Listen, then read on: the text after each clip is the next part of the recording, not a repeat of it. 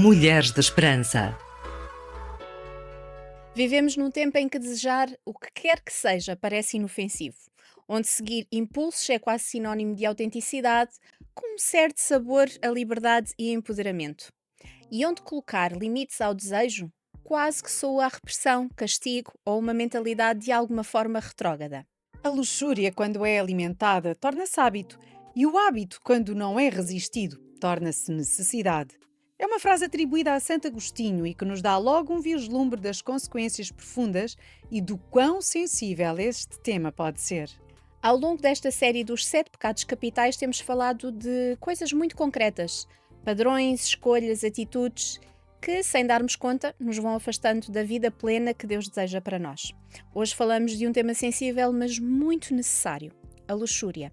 E a luxúria não começa em comportamentos extremos. Começa no coração, no olhar, na forma como desejamos, consumimos e imaginamos e até na forma como procuramos validação.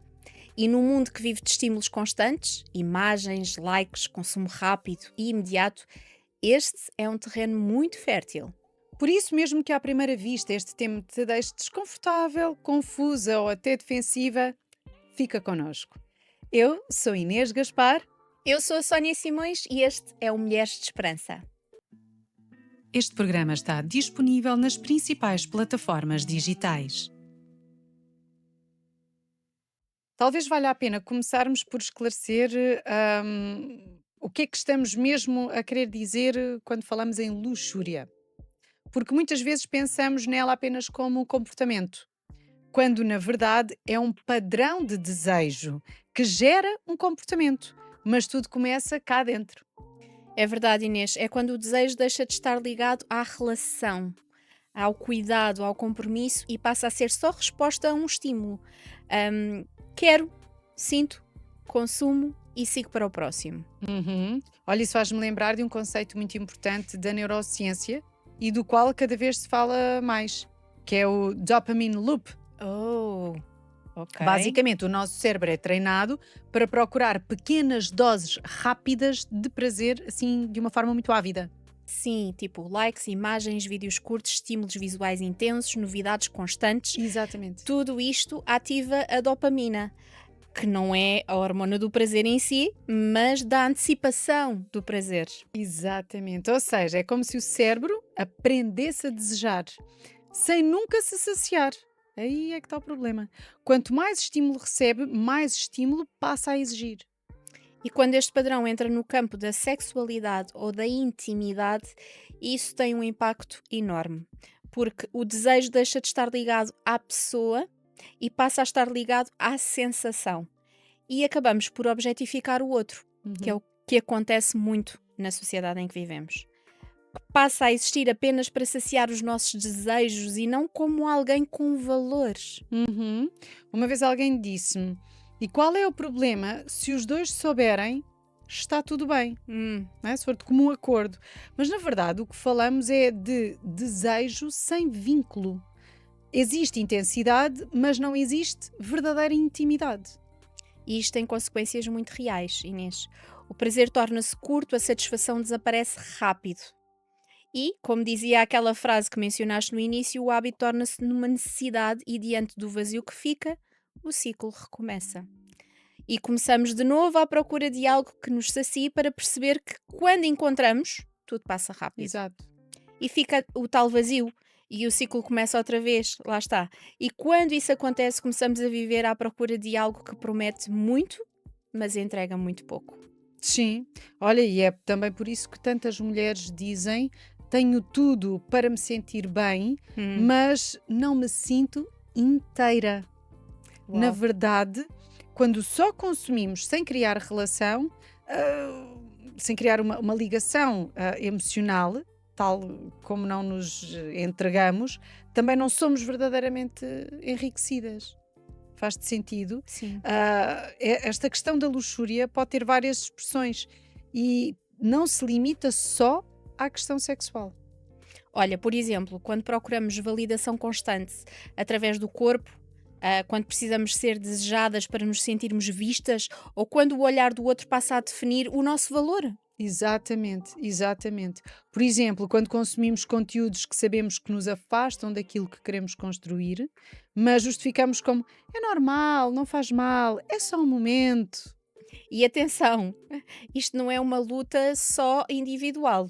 É um sistema inteiro que nos treina para desejar sem limites e sem compromisso.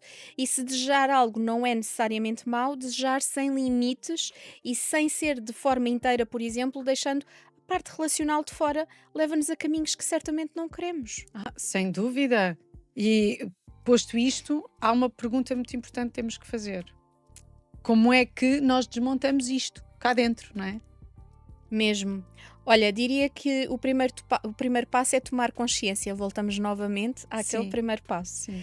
E parar para perguntar o que é que eu estou realmente à procura quando desejo determinada coisa. Uhum.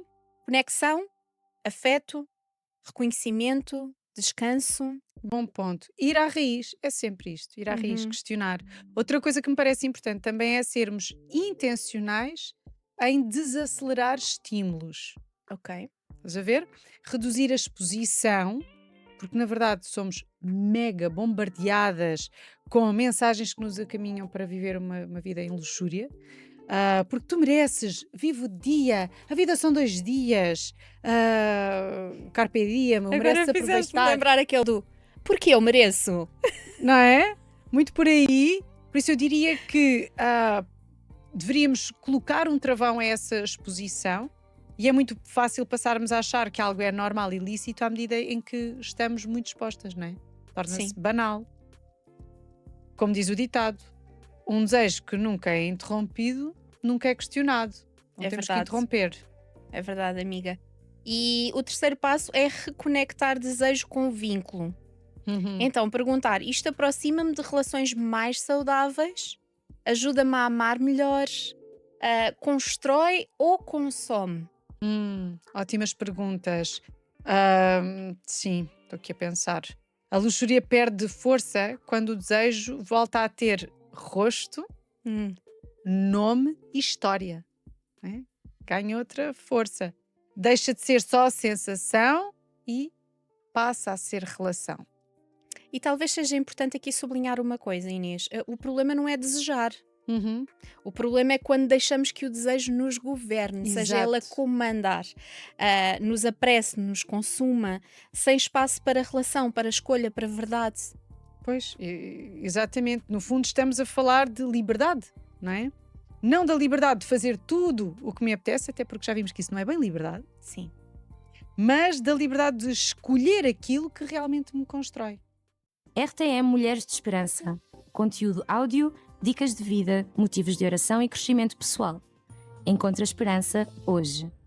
Sónia, temos estado a falar aqui de um tema um bocadinho constrangedor, a luxúria, mas vamos continuar. Tu estavas a dizer então que o que faz sentido viver talvez não seja o viver de desejos quase insaciantes, mas viver na liberdade de escolher aquilo que realmente nos constrói. É isto? É. E que aqui a proposta de Deus para as nossas vidas faz todo o sentido, não é? Exato. Deus não nos criou para vivermos dominadas pelos nossos impulsos. Uhum. Criou-nos para vivermos inteiras, com desejos, sim, não é? Mas com vínculo, com sentido, com amor, acima de tudo, a ser muito amadas e valorizadas. Esta parte é tão importante. E muda logo completamente a forma como olhamos para a luxúria, não é? Sim, Porque Deus não está interessado em controlar o nosso corpo por medo ou castigo, de maneira nenhuma, mas em cuidar do nosso coração por amor. sim. A proposta de Deus nunca foi eliminar ou apagar o desejo, mas colocá-lo no lugar certo, não é? Exato. A Bíblia fala muitas vezes de autocontrolo, não como repressão, mas como fruto de maturidade. Olha, gosto dessa perspectiva, sim. Aliás, no livro de Gálatas, no capítulo 5, Paulo, quando ele fala do fruto do Espírito, ele inclui exatamente isso, o domínio próprio. Não como Verdade. uma força fria, rígida, mas como algo que nasce de uma vida ligada a Deus. É Sim. fruto. E isso é muito diferente da força de vontade pura e crua, não Isso. é? É uma escolha que vem de cá de dentro, alinhada com quem somos e com aquilo para o qual fomos criadas, na verdade, não é? Deus ajuda-nos a viver essa liberdade de escolhermos aquilo que nos faz bem, não momentaneamente, mas que nos acrescenta de verdade. Sim. Olha, e Jesus ainda vai mais a fundo quando diz em Mateus 5 que o problema não começa no ato exterior. Não, essa não é a raiz. Ou seja, o comportamento, aquilo que se vê, não é o início do problema. O início está no coração. Ou seja, Deus preocupa-se com a forma como vemos o outro. Uhum. Se vemos pessoas ou se vemos meios para saciar desejos, se vemos alguém com dignidade ou alguém para consumir. Isso. E também o facto de a Bíblia nos ensinar que o nosso corpo é templo do Espírito Sim. Santo. Isto quer dizer que aquilo que fazemos com o corpo, o nosso e o do outro, importa. Sim, Porque não é só com o nosso, é também com o do outro. Isto é super importante. Exatamente, porque estamos a lidar com algo que Deus valoriza, onde Ele habita e que cuida. Sim. E quando percebemos isso, algo muda, Sim. não é? É diferente. O corpo deixa de ser moeda de troca, deixa de ser ferramenta de validação e passa a ser lugar de cuidado, respeito, de verdade. Sim, no fundo Deus chama-nos a integrar, olha, tudo aquilo que somos, não é? Sim. Corpo, mente, emoções, fé, tudo isso. E torna-se tão libertador, porque a liberdade para a qual o Cristo nos chama a viver não é uma vida sem limites. É viver com consciência. É sermos livres para escolher aquilo que nos constrói, em vez de sermos arrastadas por impulsos que no fundo e no fim só nos consomem. Sim, esta liberdade que encontramos ao viver o nosso dia a dia com Jesus não é uma liberdade que nos prenda a desejos insaciáveis, mas uma liberdade que nos devolve o controlo, a dignidade e a capacidade de dizer sim. E de dizer não também, Exato. não é? De não termos de seguir todos os impulsos, de escolhermos com intenção aquilo que realmente alimentamos no nosso coração. Porque quando somos verdadeiramente livres, já não precisamos de correr atrás de estímulos, não é? Para nos sentirmos vivas. Podemos parar, discernir e escolher aquilo que faz sentido à luz de quem somos e de quem Deus nos chama a ser. Muito importante. Esperança para as mulheres de todo o mundo e através das gerações. Querida amiga, talvez hoje seja um bom dia para fazeres uma pausa honesta, para olhares para os teus desejos sem medo, mas também sem autoengano. Não te condenes, mas pergunta com verdade: isto aproxima-me de ser quem eu quero ser ou está apenas a ocupar espaço e a deixar vazio? Isto constrói-me ou anestesia algo que precisa de cura? Uma coisa é certa, querida amiga: Deus não se assusta nem com os meus, nem com os teus desejos. Ele conhece-os, criou-te com capacidade de desejar, mas ama-te demais para te deixar presa a coisas que te afastam daquilo que é o seu maior desejo. Que te sintas amada, completa, livre e perto dele. E hoje o convite não é fazer grandes promessas, mas dar um pequeno passo de liberdade. Parar um segundo antes de reagir, pensar no que estás a consumir e escolher a ligação verdadeira, em vez de viver só ao estímulo. Porque a verdadeira liberdade não é seguir todos os impulsos. É não seres governada por nenhum deles. É poderes escolher com consciência aquilo que alimenta o teu coração, o teu corpo e a tua alma. Se sentires que este programa te tocou num ponto sensível, lembra-te disto. Não estás sozinha e não deixes que a culpa te subcarregue. Em Cristo há sempre caminho de restauração, de recomeço e de inteireza. Que possas viver desejos que geram vida, relações que criam sentido e uma liberdade que não te fragmenta, mas te torna inteira. Obrigada por estares desse lado, por caminhares connosco nesta conversa honesta. Se este programa fez sentido para ti, partilha com outra mulher. E ouve também os outros programas desta série. E lembra-te sempre, encontra esperança hoje.